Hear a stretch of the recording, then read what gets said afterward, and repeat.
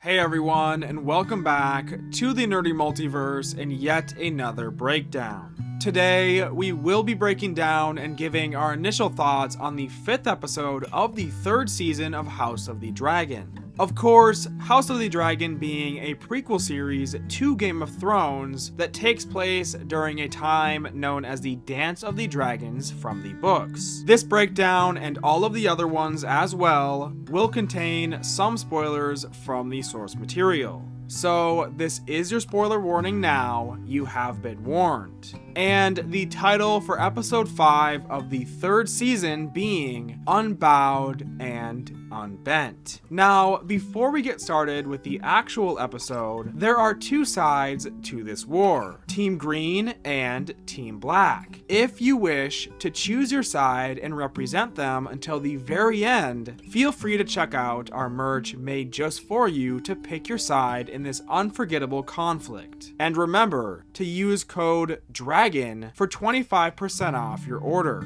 Anyways though, this episode begins as we see Criston Cole's guerrilla warfare on display, as we see just one of the many crossings that lead to Tumbleton burnt down and destroyed, which is causing the Winter Wolves and the Rivermen to be cut off and delayed on their march. We hear more about this at their war camp, as Peter Piper reports about it to Roderick Dustin and Oscar Tully. Peter Piper is obviously from House Piper, and he is the Lord of Pink Maiden. We also saw him briefly in the 2nd season among the other River Lords at Harrenhal. Roddy suggests letting him and his Winter Wolves out to go on the hunt to take down Criston Cole and his forces, but they ultimately decide to play at Cole's own game and also partake in the guerrilla warfare, something we see play throughout the entire episode as Team Black gain the upper hand over Cole and his forces, deploying Ravenclaws in the ground to disable their horses and burning down crossings that they were going to use to get to the Stony Sept, forcing them to go through the harsh environments. After this meeting though, Peter Piper is killed by Criston Cole in an ambush on their camp.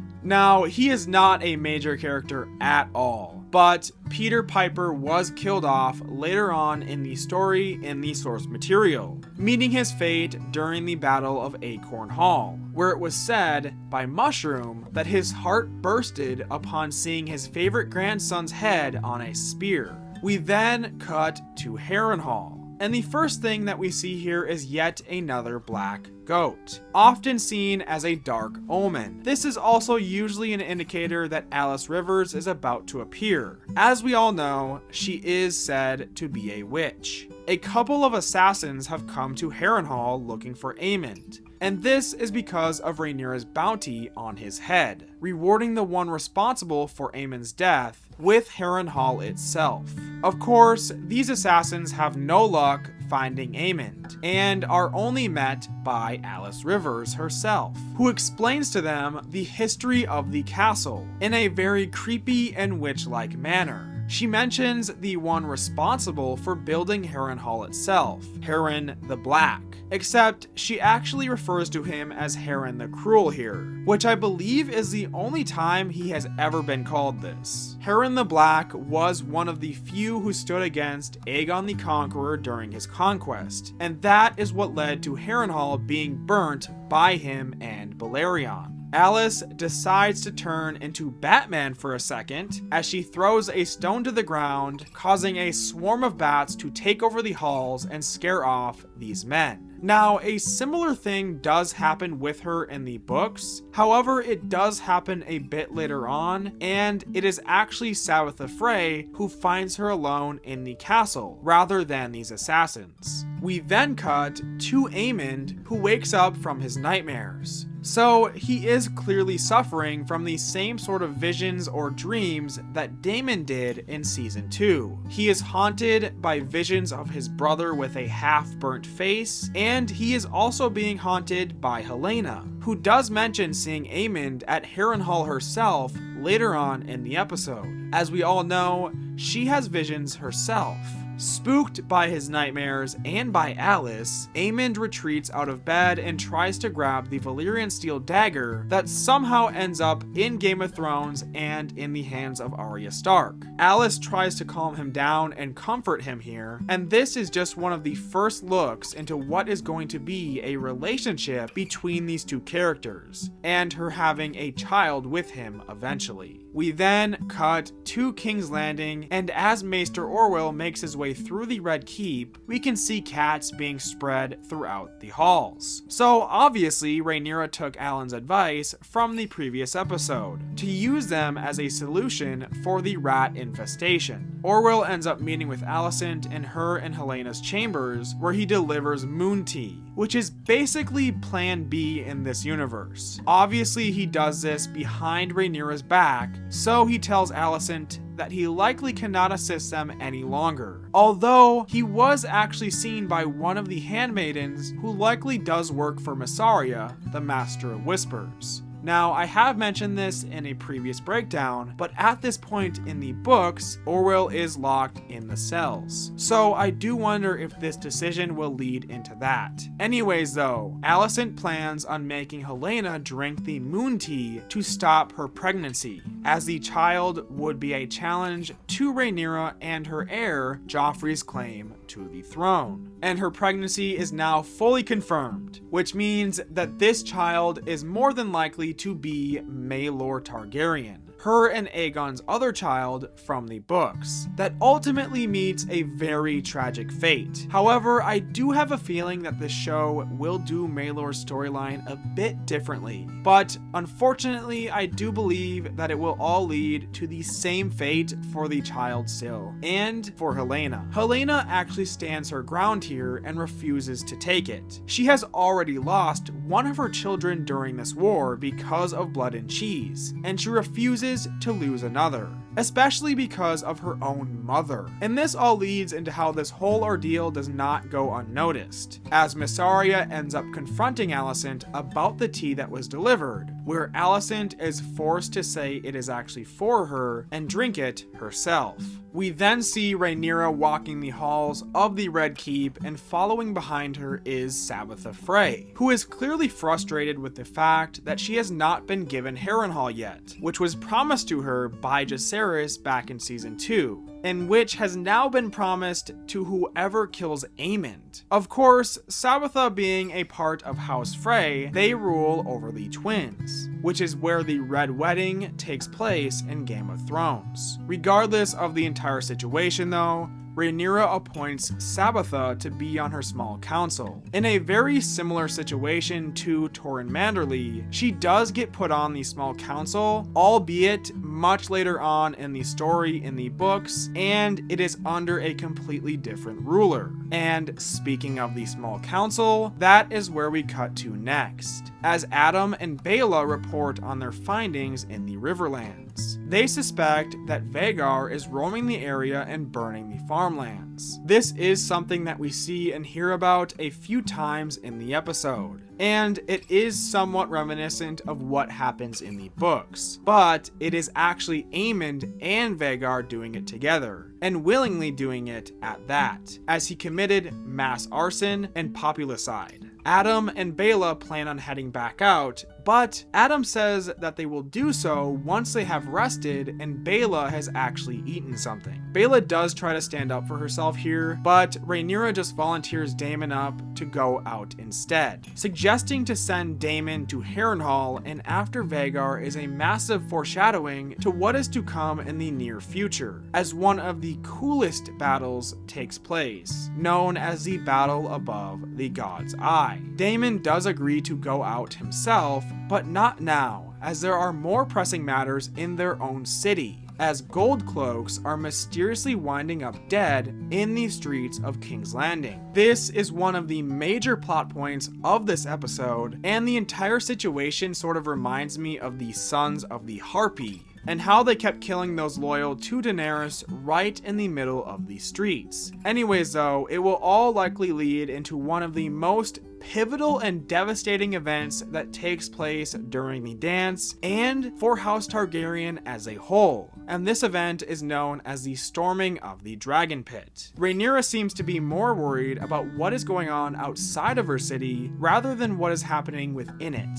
and it is likely happening because of her own doing, as Daemon says, likely reflecting on her ordering the gold cloaks to deal with those responsible for the graffiti in the last episode, and how it led to people being beaten in the streets. And this decision to ignore it will also likely lead to even more consequences. Daemon also makes a comment about how she needs to stop worrying about little things such as graffiti, but she argues that it's an insult to her rule and, more importantly, to her sons and their claim. After her little argument and meeting with Daemon, Alinda Massey, her handmaiden, reports to her that her son Joffrey has returned home from the Vale. Joffrey is the last of her sons that she had with Harwin Strong, which is likely why she puts off seeing him right away, as she will see Luke and Jace in him. And she is still grieving those two, and she also likely fears losing yet another son because of this war. We then cut to Aegon and Larys as they make their way through the forest and away from Rook's Rest. Larys disagrees with this motion entirely,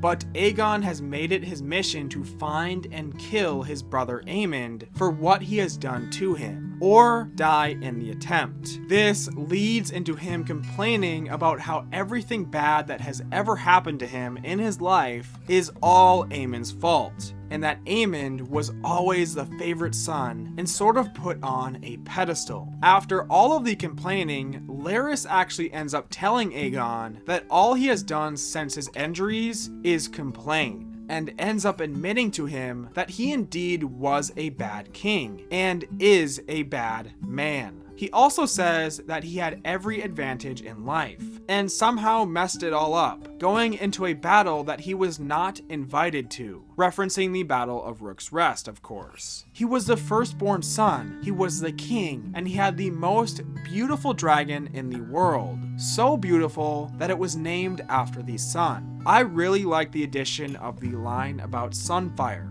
as the dragon has always been described as the most beautiful dragon that was ever seen in the known world. We then briefly cut back to King's Landing as we see Alicent clearly feeling the effects of the moon tea that she forced herself to drink. She takes off her necklace, which is the symbol of the Seven and the Faith, and clearly this is where she gets the idea to use the necklace to bribe their maid to help them escape. After this, Daemon and Sir Luthor head towards Fleabottom, the place that Daemon used to technically rule over, as he was referred to as the Prince of Fleabottom, as when he commanded the City Watch himself, he was responsible for clearing out Fleabottom of most of its crime, gaining him the undying loyalty from the Gold Cloaks. They end up being alerted by some crowd noise nearby, where they end up discovering even more Gold Cloaks killed in the streets, and in the same way that the others beforehand were reportedly killed,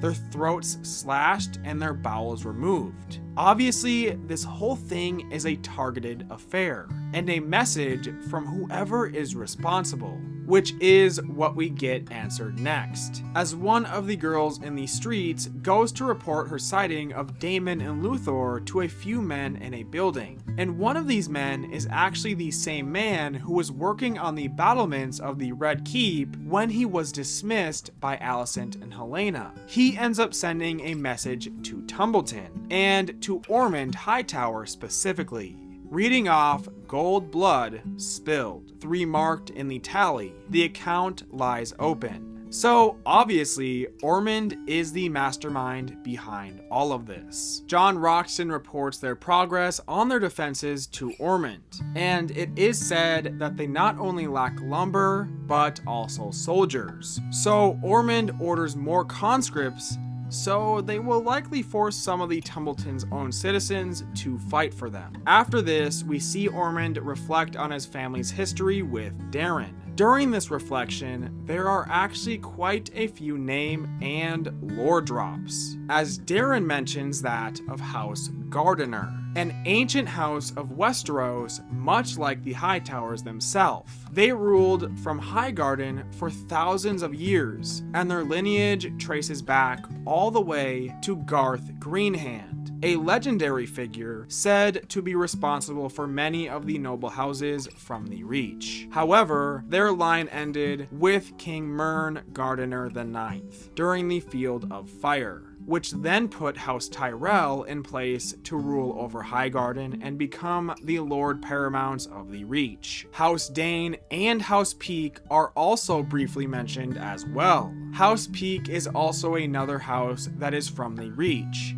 and yet another ancient house, said to be of First Men origin. They are also historical rivals with that of House Manderley. House Peak is currently led by Lord Unwin Peak, who is supporting the Greens. And if basing it off of the source material, Unwin will play a pivotal role in the story later down the line. And House Dane is a house from Dorne, who originate from the western Red Mountains, and are considered to be stony Dornish men. This house is also in possession of a blade known as Dawn, a blade said to be created from the heart of a falling star. Because of Dorne's independence, House Dane does not play a role during the dance. However, during Game of Thrones, we are introduced to one of the house's most infamous members ever, Sir Arthur Dane, one of, if not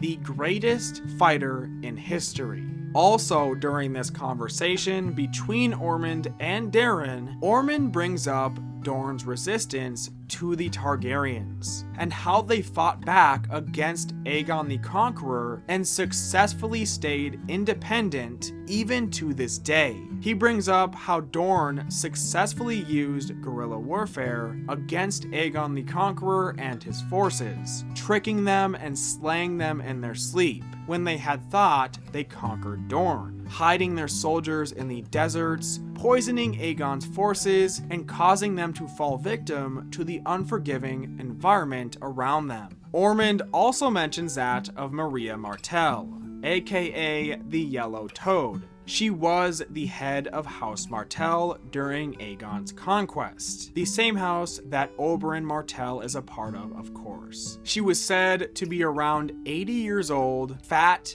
blind, and almost bald during Aegon the Conqueror's time. And yet, her and her people resisted him and his massive dragons, even to the point where Rhaenys Targaryen, the first of her name, and her dragon Meraxes were shot down and killed in Dorne. Aegon later received a message from Maria, and its contents are still unknown to this day, but whatever it said caused him to never try to attack Dorne again. This scene, with all of this lore, was one of my favorite scenes in the entire episode. Anyways though, Aemond and Daemon play their version of chess, which is actually known as Sivas, during this entire conversation. And Daemon ends up outplaying Aemond, which is where we can yet again see Aemond's true colors slowly come out, as he evidently grows furious that he was beaten in the game.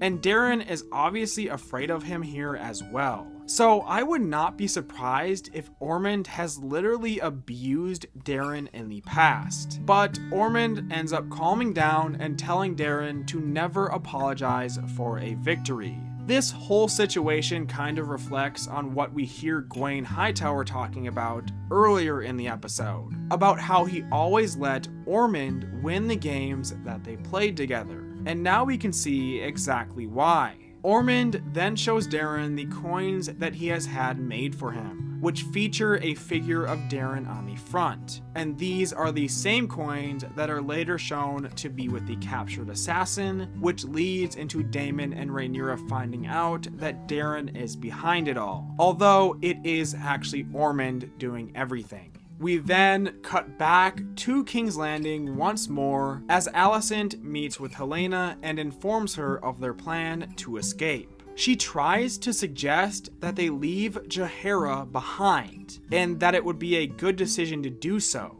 But obviously Helaena disagrees with this, which leads into Alicent lying to her about Jacaerys meeting them on their way out, in which case they are actually caught by Mysaria anyways, which kind of leads into Alicent and Mysaria seemingly or possibly working together, or at least coming to an agreement that Mysaria will not inform Rhaenyra about this, but who knows if she will actually go through with it or not.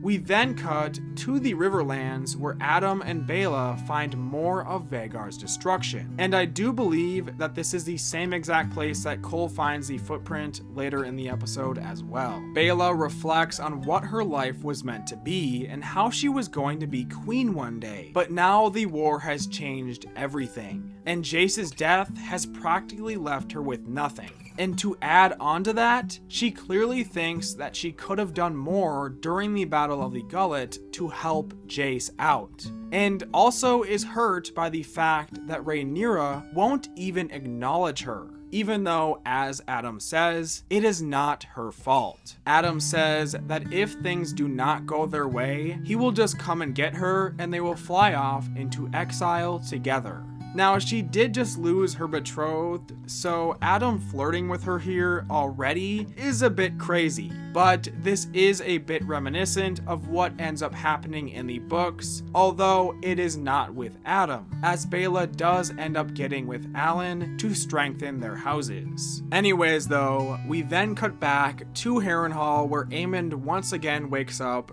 from his nightmares. This time around, they seem to be about his dragon, Vhagar. Alice is sitting next to his bed, sewing in a similar manner to what we used to see Helaena do, and she says that his dragon is gone. He ends up walking out of the room and looking over the edge of the ruined castle, only to see nothing. Alice follows him out and ends up comforting him once more, as he says that he is nothing without Vhagar.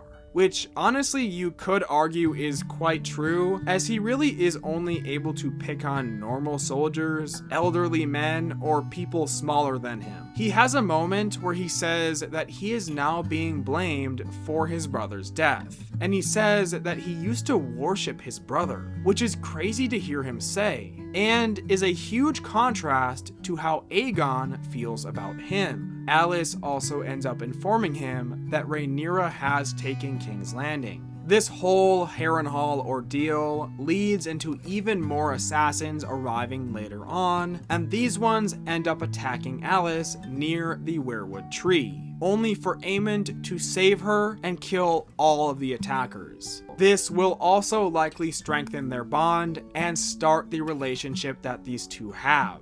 We then cut to the Sept as Rhaenyra sits around the candles. Daemon walks in and is clearly shocked that she is even here, as he does not believe that their house needs the Septs, or the gods for that matter. The two end up having a full conversation in High Valyrian, which is always great to see and hear, as they discuss the scheming that is going on beneath their feet, referring to the gold cloaks that keep winding up dead in her own city. They kind of go back and forth here, and Rhaenyra ends up saying that Daemon should be like he is in the songs that are sung about him, and be cunning, and find out who is responsible for this deception and this death. They also reflect on how they do not need the Sept or the Faith, and this is a viewpoint that we know that Daemon has always had, as the image of old Valyria was always that all of these different dragon lords would become godlike themselves, and Rhaenyra is most likely only at the Sept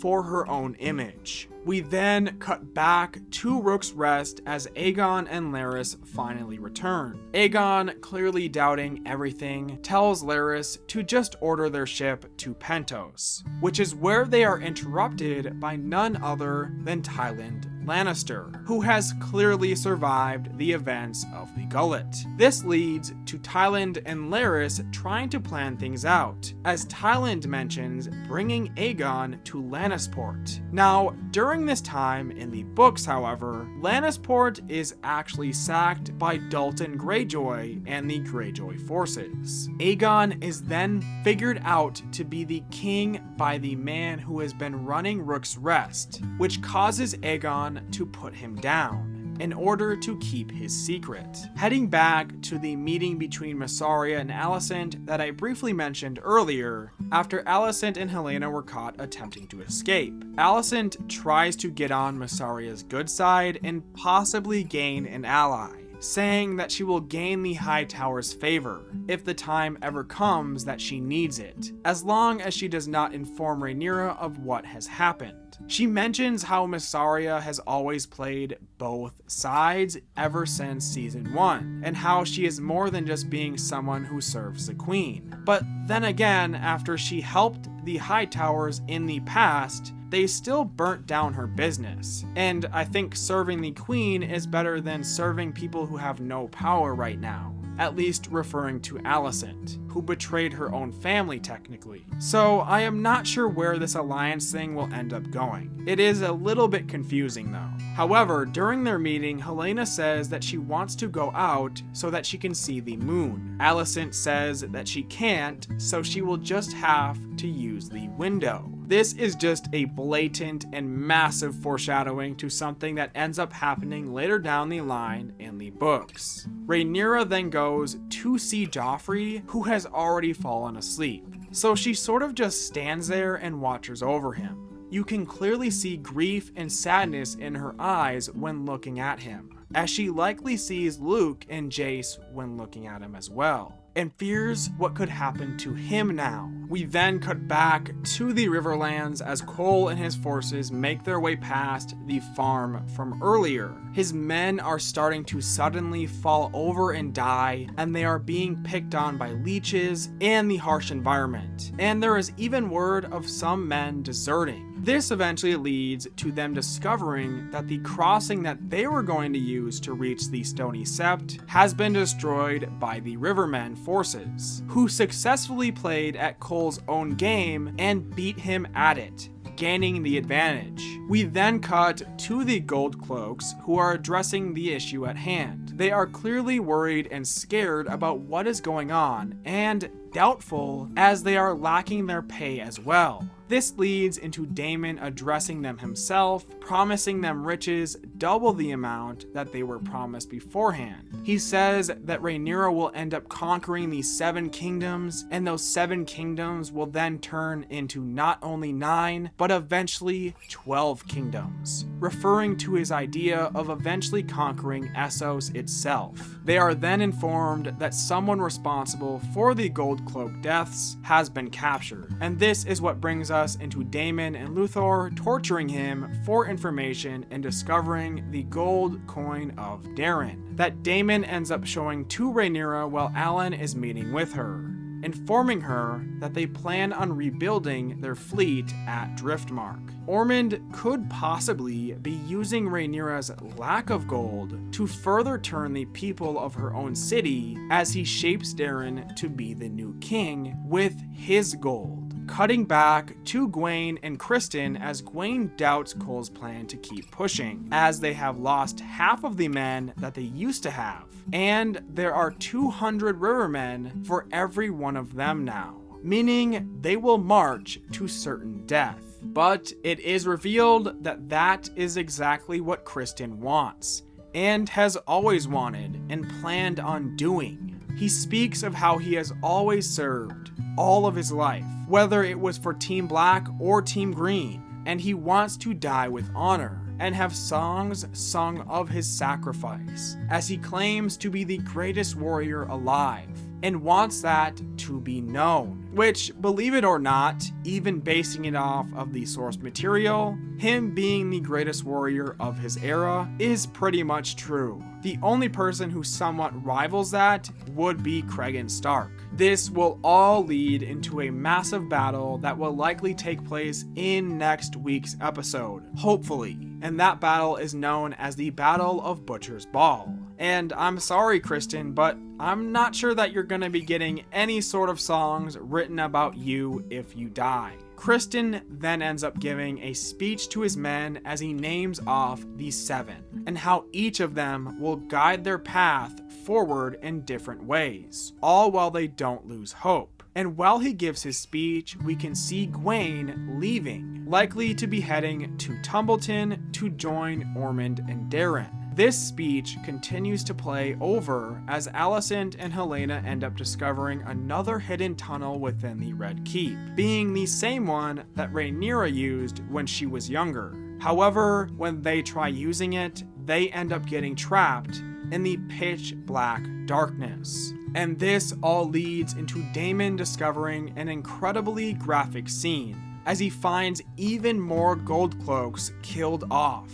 And among them is Sir Luther Largent, with blood spilt on the walls spelling out the saying, "A feast for traitors." Now, Luther Largent's fate is actually quite different in the books. He actually dies a bit later on, as he ends up dying during the storming of the Dragon Pit. But yet again, not a major character, so this change doesn't really bother me. Anyways though, as Cole's speech comes to an end and Daemon comes face to face with even more treachery, the episode ends off. Overall, this was another episode that focused on more discussing than actual conflict, which I personally don't mind at all, as that is where most development comes from. I do think that these last 3 episodes of the season will be completely action-packed though. I personally really like the stuff we are getting with Aegon, and of course I am enjoying the Ormond content as well. He is shaping to be a great antagonist. I am also very excited to see how they execute Butcher's Ball. Another episode with incredible performances, great scores, and really good world building. Again, not any changes from the source material in this one that bothered me, and I thought it was a good watch that allowed us to focus on the perspective of every single major player. If I had to rate the episode, I think I would give it an 8 out of 10. But yeah, that about does it for this episode, from me at least. But of course, I would like to hear your thoughts on the episode as well, so make sure to leave them down below. And with that being said, thank you all for watching. If you enjoyed our breakdown and review on this episode, don't forget to give it a like. And with that, we will see you all the next time that we go through and explore the Nerdy Multiverse.